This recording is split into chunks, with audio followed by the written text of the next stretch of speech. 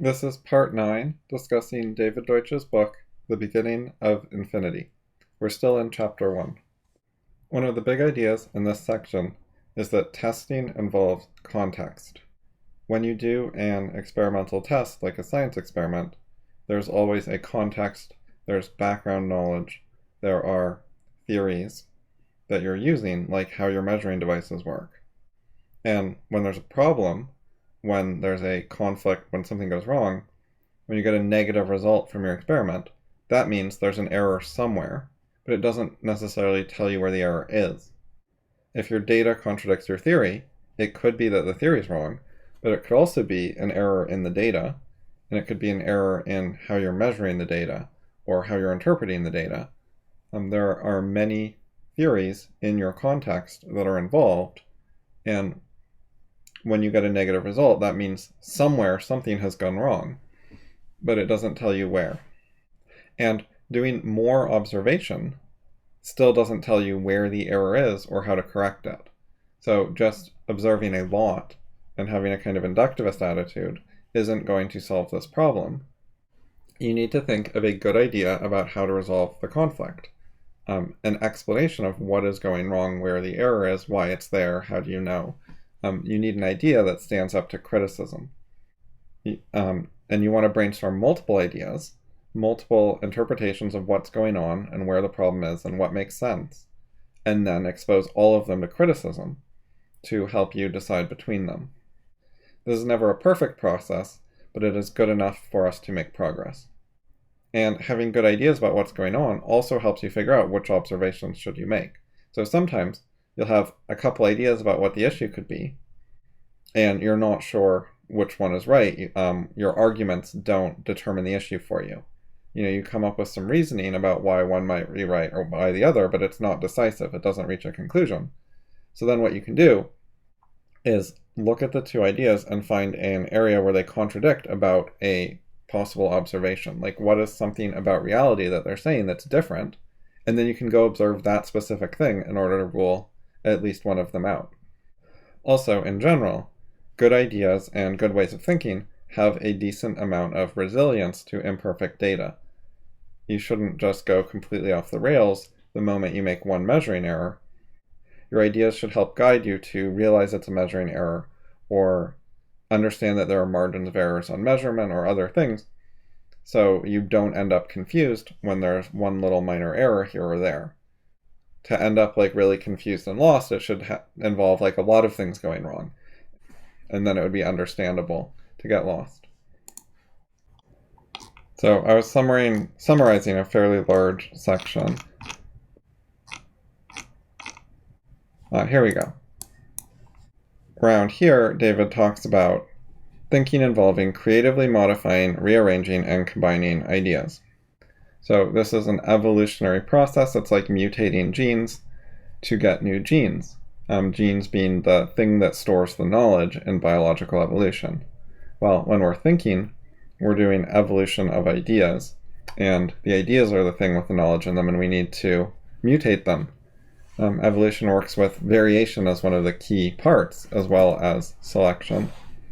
Now, if ideas come from modifying other ideas, you might wonder, where do the first ideas come from? So the first ideas in a domain, in a field, in some sort of area for a topic, come from similar ideas in other topics or similar topics. We branch from one topic to a new topic. That's a type of modification. And what about the first ideas overall? What if we didn't have any topics at all? Then they would need to be inborn ideas that were changeable. Inborn does not mean set in stone or anything like that. But the first inborn ideas would have been created by genetic evolution and given to us by our biology as just a minor starting point. This is not terribly important. I think people overestimate it. But biology could have given us a few ideas to get started. And that is the best explanation of how that works, because if you had no ideas whatsoever, how do you get started? There's a problem there. So I think of it like biology gives us not only the computer operating system for our brain or mind, but also a few pre-installed apps, which you can delete, you can change them, but it comes with a few pre-installed apps, and those are your initial ideas. And that's useful because, for example, if you have a computer and there's no browser pre-installed, how do you download a different browser when you have no browser? So that's a problem. But on the other hand, if it comes with a pre-installed browser, then you can download whatever browser you want, and the pre-installed browser is not that big a deal.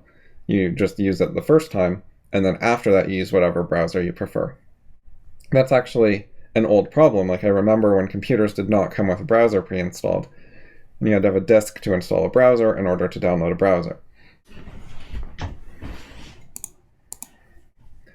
So the next section starts talking about Persephone and Demeter, and it gives an extended example about a myth that explains winter. And the main point is that testable ideas are common. Even myths like the Persephone myth are often testable.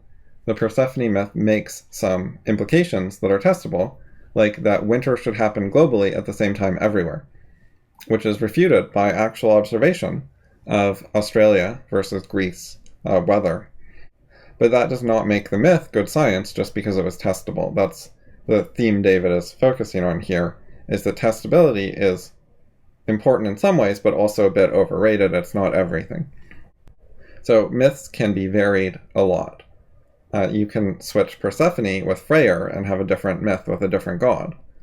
The magic seed could be swapped with a magic flute. The contract could be swapped with an escape. So the details are pretty much arbitrary.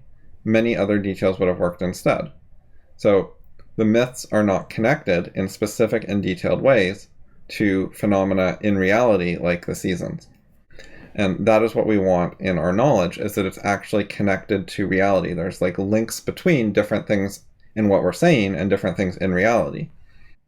So testing myths does not work well. You can test a specific version of a myth and refute it. However, because they're not really connected to reality, it's easy to change them around because there's nothing to constrain the changes. With a good explanation, what constrains changing it, what limits what variations you can do to it, is that it has to stay connected to reality. It's connected to reality right now, and you can only make changes where the connections to reality don't break. But with a myth, it's not connected to reality in the first place. You can just change whatever you want, and there's nothing to break. It doesn't matter. So you can just make pretty much arbitrary changes. There are some limits, like people care about storytelling. So it has to remain a decent story or people are not going to like it. But that is not a very truth-seeking constraint. What you have to do to keep it as a good story that people will listen to is pretty different than being a good scientist or figuring out how seasons actually work. So anyways, if a myth fails a test, you can change it to make a different prediction and then it doesn't fail the test anymore, and then the test didn't do you much good. If you have a theory like the gods did it, you can explain any test result. So bad explanations like that are bad for making progress. So what do you need to do about that? One of the ways I've explained this is people have factories in their minds that create ideas. So idea factories. And some of them create errors. So the factory can mass produce many different errors. They're not random errors. A factory creates many similar things that follow a pattern. And so you got all these errors following a particular pattern. Like they're all related to Persephone and Demeter, could be one of the patterns, but you can create many different ideas following the pattern. And so if you're criticizing the output from the factory, you're not going to get anywhere because the factory can just keep reproducing more junk for you to criticize. So criticizing a handful of things can be useful as an example or a demonstration, but after that you have to actually criticize the factory, the source of the errors. Where are these errors coming from? What is the higher level idea that is creating or causing them? You need to look for the root cause more. And the root cause in this case, well, there's multiple things going on, but one of them is not caring about the myth actually being connected to reality in any kind of detailed way. So being satisfied with arbitrary ideas is one of the root causes going on here. And when you criticize that, then there's no easy variation that fixes it. You can't just swap the seed with a flute to fix that kind of error because you still have the arbitrariness problem. Whereas observational testing deals with low-level issues. When you observe a particular object, that is a low-level detail that could be swapped around while keeping the bad explanations. So you have to criticize the bad explanations themselves. So David talks about things like the lack of connection to reality. Nothing in the problem of why winter happens, in other words, nothing about the specifics of the reality, are addressed by postulating the marriage contract or the seed or Persephone or Hades. So there's no connection between the myth and the reality. I mean, there's a little bit of connection, but it's not a specific or detailed connection. There isn't a substantial connection there. So I want to talk about this sentence. I think it's notable because it's easy to misread. And to deal with David's writing, it's important to pay close attention to some of the details. You might read this and think it's saying there's nothing worthwhile about the Persephone myth, because you read not lead you to conclude and something worthwhile about Persephone myth. So you see, not something worthwhile about Persephone myth. But if that's what you think, you've gotten the wrong idea, because he changes the meaning at the end of the sentence later, which is a bit tricky because it's a long sentence, it has too many things in it. This particular sentence is not very good writing. The previous one is also too long, too many commas. So it makes it harder to read because he's stuffing too much stuff into one sentence. Okay, so here we have this idea. It doesn't matter what terminology you use. And then the second idea about what you conclude. And then we get into the myth and the prophet, apocalyptic theory, or the gambler's delusion. So we have 3 examples, also in the same sentence. And then finally we have these key words at the end, just because it is testable. Oh, that's a typo. It should be just because it is testable, not is it testable. I wonder if that errors in my copy or what. I'm going to check the print book right now. Okay, page 22 in the print book, there was a typo there. It says, because is it testable. So, yeah, I missed that typo when I read that passage several times during editing, and David missed it and the copy editor missed it, and there it is. Okay, anyways, so this changes the meaning, because he's saying that you shouldn't conclude that the Persephone myth is worthwhile solely on the basis that it's testable. So you have to keep in mind all the different things in the sentence to understand what he's saying. So the Persephone myth being testable, that one reason is not good enough to conclude that it's worthwhile. That doesn't mean actually that it's not worthwhile or that there's nothing good about it. There are other good things about the Persephone myth. Just that one by itself is inadequate. If the only thing it had going for it was testable, that would not be enough to say there's anything good about it. But there are some good things about it. Popper has actually talked about myths being important, and we shouldn't just be totally dismissive of them. They're a sort of primitive idea, which is important because to get to advanced ideas, you have to have something that comes earlier. You got to start somewhere and then improve it, and then improve it some more, and improve it some more. So myths are some of the places that humans started that are at least closer to the beginning.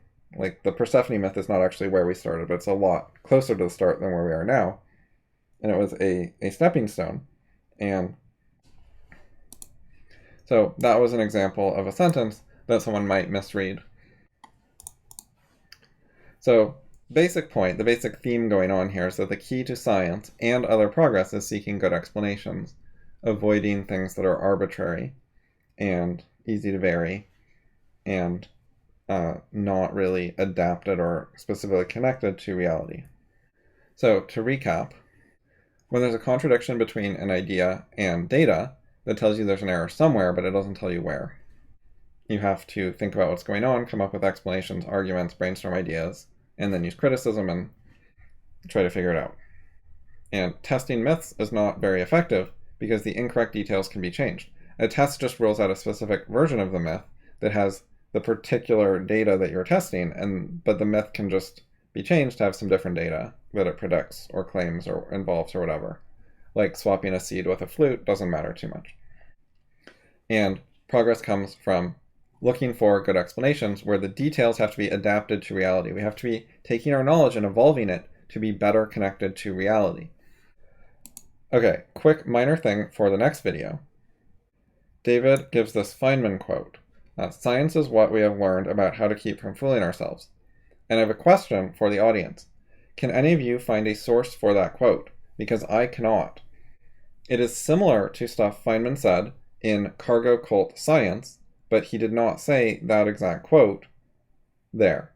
And in the bibliography of BOI are two Feynman books, and I searched both of them using text search on a computer, and it could not find this quote.